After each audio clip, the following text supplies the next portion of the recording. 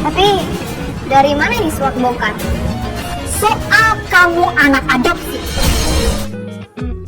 Bu Mayang kembali menunjukkan sikap kerasnya. Kali ini, Akila yang jadi sasaran amarah. Identitas Akila yang bocor ke keluarga Fernandes membuat Mayang naik pitam. Bagi Mayang, yang terpenting hanya satu, menjaga nama baik keluarga. Tapi sayangnya, dia tak memikirkan bagaimana hancurnya perasaan Akila dan bagaimana mental Akila bisa terguncang karena semua ini. Padahal jelas, Akila pun tak pernah ingin menjadi anak adopsi. Apalagi jika sejak kecil terus-menerus didoktrin bahwa dirinya hanyalah anak yang dijual. Luka seperti itu bukan hanya menyakitkan, tapi bisa meninggalkan bekas seumur hidup. Dan sepertinya, firasat Zara selama ini benar. Akila bisa sampai mengidap DPD bukan tanpa sebab. Mungkin, justru Bu Mayanglah akar dari semua luka itu. Karena sejak kecil, Akila terus dijejali pemikiran bahwa dirinya adalah aib keluarga. Anak yang tak diinginkan, lalu dibuang dan dijual. Bagaimana hati anak sekecil itu bisa kuat menerima semua itu? Bu Mayang tak tinggal diam. Kali ini, ia menyalahkan Zara atas kebocoran identitas Akila ke keluarga Fernandes. Padahal, baik Zara maupun Mohan sama sekali tak terlibat. Tapi entah kenapa, seolah-olah Mayang sengaja ingin mengadu domba Akila dan Zara. Berkali-kali nama Zara disebut di hadapan Akila, bukan dengan nada biasa, tapi penuh sindiran dan merendahkan. Mayang menyebut Zara dan Mohan hanya anak-anak miskin yang memanfaatkan kedekatan dengan Akila demi keuntungan. Namun, Akila masih memegang teguh kepercayaannya. Dalam hatinya, ia yakin Zara bukan orang seperti itu. Ia berusaha sekuat tenaga untuk tidak terpengaruh oleh kata-kata Bu Mayang. Tapi di tengah badai ini, hati Akila sedang rapuh. Ia sedih, kecewa, dan mulai bingung harus percaya pada siapa.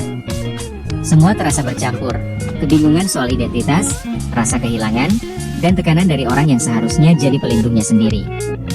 Dan untuk pertama kalinya, Akila merasa benar-benar sendirian. Satu-satunya orang yang masih dipercaya Akila saat ini hanyalah Harry.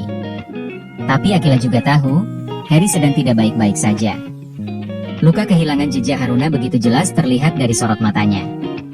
Harry sedang rapuh, berusaha kuat tapi nyatanya juga butuh sandaran.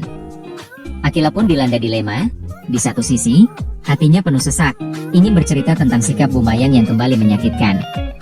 Tapi di sisi lain, Akila takut jika keluhannya justru menambah beban Harry yang sudah berat. Apakah Akila tega membagikan kesedihannya saat orang yang ia andalkan juga sedang kehilangan arah? Kepalanya penuh tanya, hatinya semakin kacau. Di titik ini, Akila bahkan bingung, apakah ia harus terus memendam semuanya sendiri, atau mengambil risiko untuk bersandar pada satu-satunya orang yang mungkin masih bisa membuatnya merasa tidak sendirian. Sementara itu, Zara dibuat terkejut saat Fatah memberi kabar bahwa Tante Amanda pingsan. Tapi itu baru permulaan, karena sebentar lagi, Zara akan tahu alasan mengejutkan di balik histerisnya Amanda yang tak biasa. Sebelumnya, pertemuan Zara dan Raisa berjalan cukup hangat. Zara tahu persis cara bersikap agar Raisa tak merasa dikasihani. Di sisi lain, Mohan tampak begitu larut dalam momen haru saat Raisa meraba wajahnya. Tatapannya penuh cinta, seolah ingin menunjukkan pada dunia, termasuk pada Zara, betapa dia mencintai Raisa. Dan meski sempat renyuh, Zara tetap tulus ikut bahagia melihat cinta yang begitu besar di antara mereka. Di luar, Matthew yang sempat pamit cari makan ternyata malah menelepon suster. Dengan alasan tak bisa kembali karena urusan mendadak soal neneknya, dia pamit begitu saja. Anehnya, setelah telepon itu, nama Matthew tak sekalipun disebut Mohan atau Raisa di depan Zara. Fokus Raisa hanya satu, harus segera pulang sebelum papanya curiga. Mohan pun sigap membantu, bahkan menggendong Raisa ke dalam mobil dengan begitu lembut dan penuh perhatian. Pemandangan itu membuat hati Zara kembali tersentuh. Dalam hati, ia hanya bisa berdoa agar cinta Mohan dan Raisa berakhir indah. Dari kejauhan, Rama masih setia nongkrong di atas motornya, ngemil cilok sambil menjalankan tugas dari Fatah. Tapi ada satu hal yang bikin dia penasaran. Siapa sebenarnya Matthew? Tadi sempat terlihat gelisah di luar kafe sambil teleponan, sekarang malah menghilang tanpa jejak. Semoga saja Rama tak lupa melaporkan ini ke Fatah. Di tempat lain, Fatah akhirnya tiba di rumah. Dan di sanalah, ia mendapati Amanda menangis hebat. Tak bisa menghindar lagi, Fatah hanya bisa pasrah saat Amanda menuntut jawaban tentang perselingkuhan Jordan. Hatinya hancur melihat kekecewaan sang mama.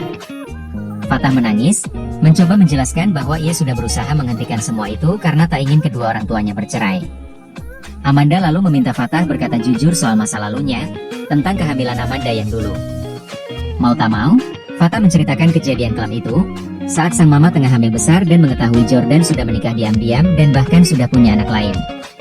Tragisnya, hari pertengkaran itu Amanda jatuh karena mengejar Jordan dan mengalami keguguran. Sejak saat itu, ingatan Amanda kacau dan hidupnya berpindah ke rumah sakit jiwa selama bertahun-tahun. Cerita Fatah perlahan memulihkan ingatan Amanda. Tapi sayangnya, mentalnya belum siap menerima semuanya. Amanda kembali pingsan. Fatah panik, takut semuanya terulang. Tak lama dokter spesialis langganan mereka datang. Meski Amanda belum sadar, sang dokter memberi secercah harapan. Kemungkinan besar saat Amanda siuman nanti, ingatannya justru akan pulih lebih banyak. Di warung mie ayam, Zara tiba-tiba merasa tak enak hati. Firasatnya mengarah ke Fatah. Mohan menyarankan menelepon. Panggilan pertama tak tersambung, hati Zara makin tak tenang. Di saat yang sama, dokter yang habis memeriksa Amanda baru saja keluar dari rumah dan menelepon Zara untuk bicara dengan Fatah. Kali ini Fatah yang menjawab dan langsung menanyakan posisi Zara. Setelah itu, Fatah pun memberitahukan satu hal yang membuat Zara terdiam. Mama Amanda pingsan. Tapi Zara belum tahu bahwa bukan cuma soal kesehatan. Karena barusan, rahasia yang selama ini mereka tutupi akhirnya terbongkar. Amanda kini tahu segalanya, termasuk hubungan terlarang di masa lalu antara papanya Fatah dan mamanya Zara.